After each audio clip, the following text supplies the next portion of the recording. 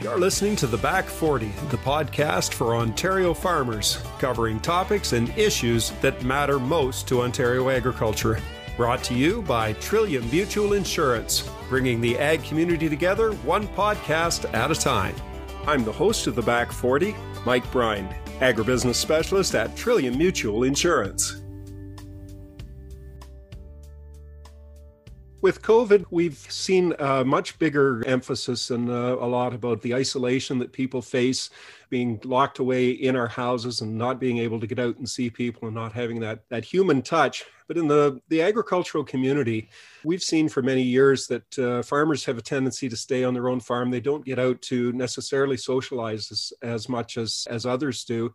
And one of the things that we really haven't focused on, but has been a major problem, has been mental health of the agricultural community. Today, we're talking with Jackie Ralph. Jackie is the Youth Awareness and Education Supervisor with the Canadian Mental Health Association in Grey Bruce County. Jackie, welcome to the Back 40. Thank you so much, Mike. It's incredible to be here. Can you give us just a little bit of a background on yourself and how you got involved with Canadian Mental Health Association, and what exactly is it that you do up in Grey Bruce County? That's awesome. Yeah, so I'm from Priceville, Ontario, which some people may remember as a spot on Highway 4. They got a traffic ticket once for speeding because it's a little dip in the road that they tend to use as a speed trap, and that's pretty much all Priceville is. It's just a tiny community. I grew up there, left to go to University of Waterloo for a few years and returned. I've worked at the Canadian Mental Health Association now for 17 years. My role is actually youth awareness and education. So I always kind of joke around that there's lots of folks under our umbrella that get paid to listen. I am not one of those. I actually get paid to talk. So it's a pretty sweet gig for a kid whose grade 3 teacher told them to, take turns listening every now and then. So my job is to do a mental health awareness and education primarily with our youth and children. So we run 2 programs, the Friends and Neighbors Club program and the Let's Talk program that goes right from JK all the way up to grade 12. I'm also registered to teach mental health first aid, applied suicide intervention skills training, safe talk, and about to be trained in rolling out In the Know. So you put all that together, and I put about 55,000 kilometers on my van every year, and we clock about 600 presentations in total in a regular year. It's interesting with Zoom and the internet. I never thought I'd be able to say I could do more than 600 presentations in a year, but apparently it is possible. So it'll be interesting to get the stats by the end of this calendar year for sure. You're a busy lady doing that. The Zoom has made it so we don't have the travel time, but that's still a lot of presentations for a year. Yep. Literally, we were with a school there 10 minutes ago. We signed off at 10:20. I signed on here at 10:26, and then I sign on to 3 more this afternoon. It's a busy day. We appreciate you giving us the time here. There's a lot of programs that you just listed off that you're involved in there, but one of the major problems that we have in rural Ontario is there's not a lot of resources out there that are specifically aimed towards farmers. Right. It's been a problem for many years, but we're looking to change that. Yeah, that was the whole premise behind the In the Know program that we're featuring today. So this was kind of a collective of different groups of people getting together. So, which is what Cmha is all about. We're all about collaboration. We want to work with as many people as possible to improve our community-based mental health and addiction services. And you take Dr. Donald Cole and you take Andrea Jones-Britton, and they worked with different folks. They talked to farmers out and about, and they said, what do you need? What can we help you with? Because when we think about stress, right, and COVID has really brought stress to the forefront. There's regular, normal stress, but then as a farmer, you add machinery and animals and weather and succession planning, and let's just keep the list going. And we found that we wanted to make something specific to them. We want to bring it to them. We want to make it comfortable. We wanted to make it interesting. And so that was how In the Know was born. I really want to give credit to the Do More Ag Foundation, because I think it's something that kind of just fits so well with what they're doing with mental health first aid trainings. So what In the Know is meant to do is take all this information that we want to share with farmers and condense it into 4 hours, but also talk about situations and case studies that are relevant to them and that they connect with. And I think it's just going to be a really great conversation starter. More important, I think it's going to be a conversation continuer. More important, I think it's going to put a face to the services that are out and about in our communities that maybe they didn't know existed in the first place. So that's a pretty tall order for one little 4-hour program, isn't it? It's going to be busy. You're going to Yes. have to cover a fair amount of stuff there. Now, I know that this started at the University of Guelph. Dr. Andrea Jones-Britton from the Ontario Veterinary College was instrumental in getting this up and running. Yeah, so she had released some stats, I think it was 2016. And what was interesting was when she was doing her research, she found 35% of farmers actually met the clarifications for depression. So that means when you look on the diagnostic list of what is a symptom, farmers were checking a lot of those boxes.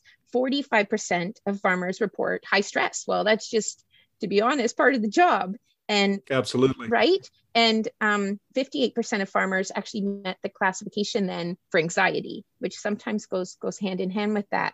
So overall, they found that 68% of farmers were more susceptible than the general population to chronic stress and the physical and mental illnesses that come with it. She said, like, it was incredible to think that she said those were double the numbers from the UK and Norway. So the idea is now that we have this information, what do we do about it? What do we do with it? Dr. Donald Cole from U of T, he actually came to Grey Bruce and interviewed, 25 different farmers and said, okay, we have this information. What do you want us to know? What can we ask you? What can you tell us? And then how do we take all that together and support the farmers in Grey Bruce and beyond? And what was really awesome is, again, that farmers wanted it to be relevant. They wanted some representation within that training. So I know Dr. Andrea Jones-Britton actually created the training in partnership with the Ontario Federation of Agriculture, different farmers, commodity groups, different people that she talked with. And I think that just adds such credibility to this training that's about to roll out. Yeah, and you mentioned the initial numbers there was 35%, and it's like, if you're living in the country, look to your neighbor on the right and your neighbor on the left, and if you think they're normal, maybe it's you that's suffering. But one of you is likely fits in that category there. If you go to the ag community as a whole, and farmers specifically, they're a very independent group of people. And it's often, there's a stigma involved in saying, I'm struggling, I need help. And there's been a real reluctance over the years to ask for help. And that's something that we're gradually overcoming. That's a major issue in the industry. Yes. So again, that was something that like the Do More Ag Foundation, their mantra is, let's change the culture of agriculture. And I love when I see all of their posts out and about changing the narrative. So the narrative being mental health isn't something we talk about. And the post becomes, we scratch out the end of that and we change it to mental health isn't something to ignore. And just making sure that we're changing those conversations. When Dr. Cole was talking to some of the folks in the area, it was interesting that they said, if you don't have strong mental health, then you can't really be resilient and cope with the stresses that come with the day-to-day on the farm. And it was really great to see that a lot of the folks that they interviewed said, when it comes down to it, mental health is important. Like, you have to be able to handle these things that come about. So, maybe it's time we start learning about this. But at the same time, again, lots of information came up about, well, then it's really important that we see our service providers coming to us and meeting us where we are. And just having that partnership and that hand in hand that we're doing this together. Because it's really important for me to always say that Cmha Grey Bruce, we have 140 staff. And when I think about our staff, we too have connections to the farm community. We truly are the friends and neighbors. And, many of us are married to farmers, or we grew up on a farm, or in the case of one gentleman who works in our psychosocial rehab program, he lives on a working farm, and he jokes about his haycation, where he takes the 2 days off in the summer to get his hay done. And that's not uncommon. That happens all the time. Right. And I can guarantee you that his hay either isn't ready on time or it rains those whole 2 weeks, right? And so his haycation was like, oh, great, wrong week again. So it's really important that we also share that message that, when I think of the 16 CMHA branches that signed up to run this training, it wasn't that so much that, oh, we have the time or we have the space in our programming. These are 16 branches that also have those connections to farming communities. And they're like, this is important to us. Like, these are our neighbors, these are our friends, these are our relatives. We would totally sign up for this. And they did. So we have, 30 staff at 16 CMHA branches are taking the training to roll out this program to support the farmers in their community. And I just, again, that makes me happy. It fills my bucket. Yeah, I was fortunate enough to be able to sit in on one of the training sessions where they were training the trainers. And I was so impressed with the enthusiasm and just the bright outlook on what they were going to be able to do with this training and how they were going to deliver it, and looking for all sorts of solutions to try and reach out to farmers. It's really impressive. It was really impressive, the people that we had on that call. It's all part and parcel to, lots of folks that have come previously, right? So I think we have a business in our area, Roberts, and now I think they're with McGavin as well.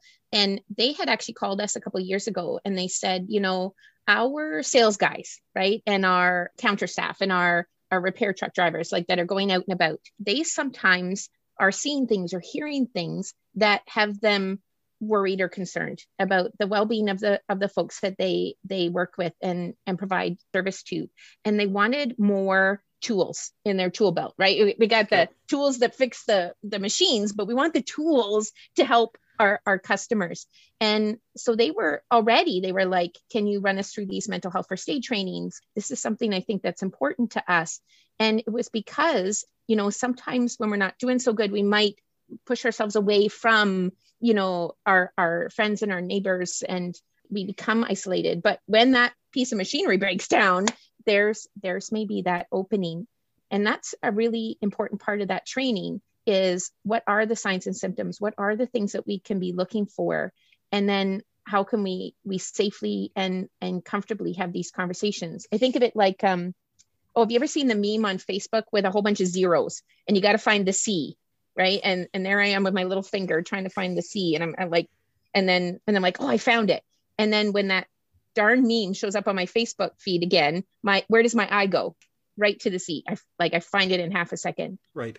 That to me is what the In the Know training is. When you learn about these signs and symptoms and you talk about them and you get those chance to role play, then the next time you're maybe in a conversation with somebody or face to face with somebody, you notice it quicker and faster, and you feel more confident having that conversation with that peer. And it's just so powerful. So who is this aimed at? Is this aimed at primary producers? Is this aimed at those of us that service the ag community? Is it aimed at people that are struggling with mental health? Who is the target audience for In the Know? Who is CPR First Aid aimed at? It's aimed at everybody. We all could benefit from learning about these illnesses, learning about the signs and symptoms, learning about how to have the conversation. And everyone, regardless of where you live, deserves to learn and be knowledgeable about the services available to them in their community. So yes to all the above, please, and thank you. We want everyone to take this training, but absolutely the first push will be to our commodity groups, to our partners, right? To the Interfederation of Agriculture. We think of Grey Bruce Ag Services. They've already been waiting. They're like, Jackie, when's this training ready? We need to add it to our workshop list. And I'm like, Lori, I know, just give me a month. And they're already excited about it. They're energized for it. They know this is a tool that we can use and support each other. Do you like what you're hearing from the Back 40? We'd like to hear from you. Send us an email with your comments and thoughts to theback40@trilliummutual.com or follow us on social media @Trillium Mutual. how did the CMHA get involved in this? We know it started at University of Guelph, but CMHA is going to be involved in rolling this out. How did you get involved in it?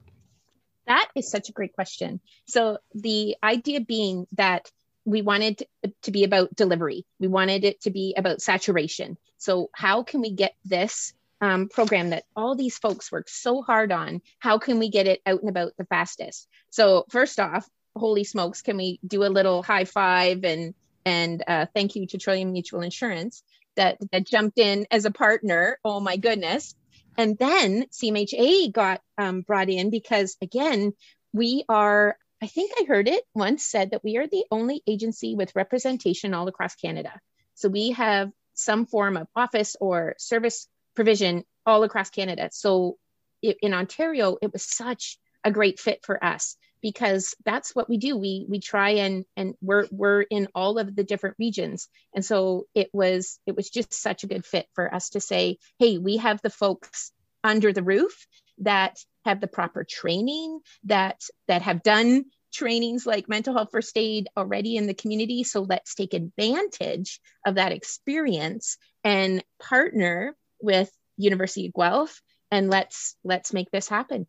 Our Roots Foundation, which is our philanthropic arm that gives out a fair amount of community support, determined that they wanted to be very involved last year in mental health and set aside $100,000 to help various organizations, and then tasked us with going out and finding them. And we came across CMHA and the In the Know programs separately.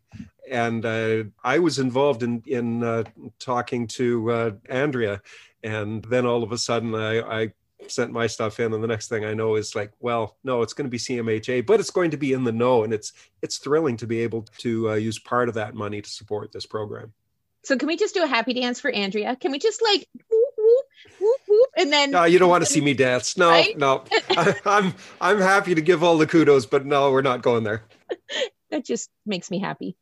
Yeah, it's a terrific initiative there. We know that we need this in the community. Mm-hmm. We've talked about that before, that the resources aren't there, and farmers don't know what resources are there. There aren't a lot, but the ones that are there, they don't know about. So this is something that we really, really do need to get the word out so that we can have as many people involved in this as possible. You got it. When I think about, again, like why this course, right? This question comes up over, like you said it, who's the right people for this course? Why would somebody want to take this course? The first thing I can always say is when I think about the signs of a stroke, right? We as a general population could pretty much recognize the sign of a stroke. Is a person having trouble smiling? Is their talking affected? Can they not raise both arms? Bam, our brain instantly goes. But when we think about the signs and symptoms of stress, of anxiety, of depression, those aren't as commonly known symptoms. And to be honest, I think of them sometimes kind of like my check engine light. There's something that tells me there's something wrong, but I'm not exactly sure what. And so this was just an opportunity to have these conversations, to look at the list of the different signs and symptoms and go, oh my gosh, I just never put those two together. And when we can put them together, that's when we can really help our friends and neighbors.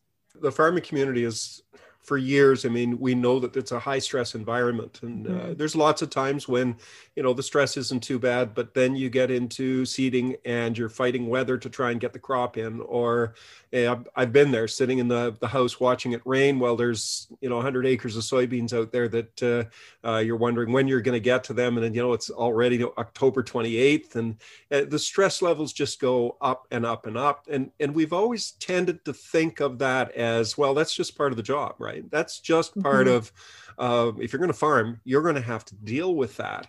And sometimes we don't realize that it does overwhelm people. Some people who have been able to cope all along, some people aren't able to cope at certain times. Mm-hmm. And it's one of those things that can kind of sneak up on you, to be honest. Oh yeah. It's like, to be honest, we think of the frog in the pot of water, right? You turn it up a little bit each time and you may not notice it. But when you first jump into the water, oh, that's hot, right? And one of the quotes from Dr. Cole's report that he worked with Andrea on, one of the farmers says, I think we recognize stress, but sometimes I don't think we recognize it as a mental health issue. We're just so busy that we just put it aside. And that just said it so perfectly. We're so busy, we just put it aside. And I think that's another big part of the training, is to recognize that it isn't just about so much how to help others, but, oh my gosh, here's some really easy, simple things that I can do at the same time.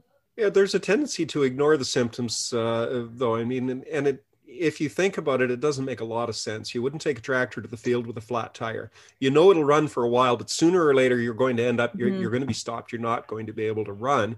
And yet we know that sometimes when we're struggling, we have that tendency to say, you know what, the weather's ready to go, though. I don't have time for this. And we ignore our mental health, and we just go ahead and we go ahead and do what we're doing because we have to. There is no alternative there. And I think our community is showing us over and over again that you don't have to do it by yourself.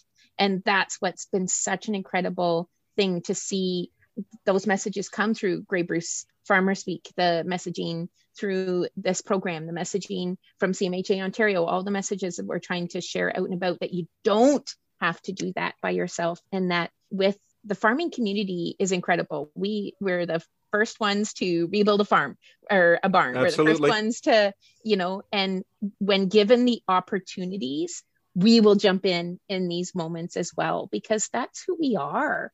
And again, a big part of the training is to give you that permission. We think about it being nosy. Nobody wants to be nosy. Oh, you're the nosy neighbor, Mike. Oh, Mike's the one that's always looking out his windows and comparing my corn and his corn. And what's Jackie doing there now? I wouldn't have used that tractor. What's she thinking, right? But we also know the farm community is very good at being helpful nosy. And that's, to be honest, we're harnessing that. That's exactly what this program is all about. If you look at the farming community, one of the greatest assets is that everybody knows everybody else. Everybody cares about everybody else. Yes. Everybody knows about what everyone else is doing. And one of the worst things about the farming community is everybody knows everybody else. Everybody knows what they're doing, and everybody knows about all their business there. And it's a double-edged sword. Nobody wants to be part of the gossip. Nobody wants to be talked about. Nobody wants to have people pointing fingers. Well, he can't handle that, or she can't handle that stress. And yet we lose sight of sometimes the fact that so-and-so is struggling. Neighbor Joe's struggling there. Let's go down and help him. Let's make sure that this gets done. I mean, one of my neighbors, he's a contractor by day and a farmer by night, and fell through a roof and smashed his elbow. And within 2 days, there were trucks and combines and tractors, and they just came in and they just took the crop off for him. The community will help. The community it will help, but we do have to get rid of that stigma, but that it's not, you didn't break your arm. You have other issues that you need to deal with. Yep. And that's a big part of the training as well, is changing that narrative again, that when we're struggling with these feelings, it's biology of the brain. It's not that there's something wrong with me, or it's biology of the brain. A pathway isn't working the way it's supposed to. And so I need to create a new pathway, right? The Do More Ag post yesterday was talking about therapy, what to expect with therapy, right? What are the 3 pieces of therapy? So people understood, oh, that's what it is, right? It's not about, wrapping me in cotton and throwing me into the hospital and never let me out again. No, therapy is about, it's about debriefing. It's about getting reassurance and validation. And then, to be honest, it's a little bit about going back to school, because there's going to be some homework, right? I have to practice this new thing. But I also think, kind of going back to what you say, is there's enough folks now, again, that have gotten that help and have that permission, that they're also the ones that become that amazing resource for their neighbors. Hey, I've been there before. I'm here to help. And they will be the first ones to show up and drive down the driveway and, start those conversations. It's important to start those conversations and keep them going. And you're right, as more and more people are willing to say, hey, we've been there, we've been struggling, and, this is how we got through it. It's going to become more and more acceptable for someone to say, hey, I'm struggling, I need help. Yeah. I know that there's a real concern, and it's a different industry, and it's a different situation than what we might face as an employee of someone. If an employee has problems, they go to the doctor, and the doctor says, you got to get away from work take 2 weeks off. And you're like, okay, I'll hand everything off to somebody else and I'll take my 2 weeks off. That's not a possibility for a farmer. That's not something that they can easily do. You go to the doctor and then you come back and it's 5:30, it's time to go milk the cows. You just can't get away from it that easily. And again, to me, maybe it's my Pollyanna attitude, but why can't it be, right? I think of, when somebody has a baby, right? We send flowers. There's a response, right? There's always a response. If somebody gets injured, we send them a get well card. We sign their cast. And I think moving forward, that again is what we're really going to notice is people jump in that same urgency and with that same support when it's mental illness based.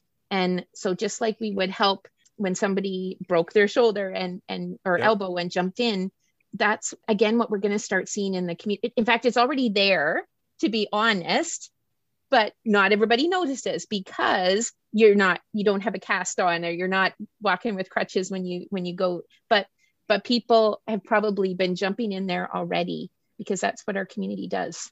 People are willing to help. People are not willing to reach out and say, I need help. It's a very difficult thing. And as I mentioned before, farmers are independent and proud people, and they don't want to admit that, I can't do this. I need help. And it would be no different for if somebody broke their leg. I'm still going to go out and do that stuff. The difference is the community sees it and somebody would step in and say, hey, don't go to the barn there. We've got the capacity here to help you for a little while here. We'll step in until you can find someone to do that work for you. What's the timeline on this, and how's this going to roll out into the farming community? So that's an excellent question. So the first things we're doing is train the trainers, right? So you got to see that happen. And so once the train the trainers have happened, I think we're looking at it as early as the end of March, which is incredible. Again, ideally, the idea when all of this first started was to have face-to-face trainings. That's always the best practice. But we also know the program is ready. The trainers are ready. So let's get going within the confines that we have. So I know there's probably going to be the first few will be virtual and it's possible and it's doable. So we'll be doing that. But ideally we'll switch back to face-to-face when the rules and regulations allow. So when we think as early as the end of March, the best news or best advice I can give folks out there listening is follow your local CMHA Facebook pages, because when those programs are ready at those 16 branches, that's where we're going to hear about it. You're going to be hearing it through your OFA chapter. You're going to be hearing it on, AM 920 and, I'm sure it'll come up at the end of one of your back 40s, right? Oh, and FYI, I just got word that the trainings are ready to go, right? So that's incredible. This is something that's very important to us, and we most certainly are going to keep our finger on the pulse of this and promote people and promote the knowledge of the In the Know program so that people do take advantage of it whenever possible. How would people go about signing up for this? Is that set yet, or do we have anything like that in the works yet? Well, I would think if anybody else has a Lori Smith in their ag services, Lori has oh my gosh, she has the mailing list ready to go, and she's just ready to hit send and put stamps on those envelopes and send out that email. So I think you're going to hear about it as soon as it's ready, like through the commodity groups and through your ag services and through the OFA, right? Thanks to the partnership through OFA. And that's, we're going to be able to harness that power and get the word out there. And it'll be really great to be able to say in 6 months, if we have a phone call, to say, what was interesting, Mike, is we set aside 3 trainings hoping we would get them filled, and we ended up with 8. Like, wouldn't that be incredible to be able to say that? And I can totally picture that in our future. We all want to be face-to-face, and we all recognize the advantages of the face-to-face, but there's some advantages to the virtual as well, which is if you want to get involved in this and you're in Ottawa area, but Grey Bruce is running a virtual, you know Yes. what, it doesn't take any more distance to click the button on that one than it does for one that's right in your backyard. So there's some huge advantages to the Zoom as well as the in-person. So really looking forward to seeing this roll out, really looking forward to what the results are when we do get this going. You'll have to come back and talk to us after you've run a few of these sessions and let us know how they went. I'd be so honored to. So thank you, Trillium Mutual Insurance. Thank you to Dr. Andrea at the U of G. Thank you to the OFA. And we're just really excited about this. Jackie, thank you very much for joining us today on the Back 40. It's been a great conversation. You've been listening to the Back 40, brought to you by Trillium Mutual Insurance. Join us next time when we'll be speaking with Kathy Lennon, General Manager for the Ontario Federation of Agriculture. That's next time on the Back 40. You've been listening to the Back 40, brought to you by Trillium Mutual Insurance. Be sure to subscribe to the Back 40 wherever you find your favorite podcasts so that you don't miss an episode. The Back 40, bringing the ag community together one podcast at a time. I'm Mike Brine. Until next time, take care and stay safe.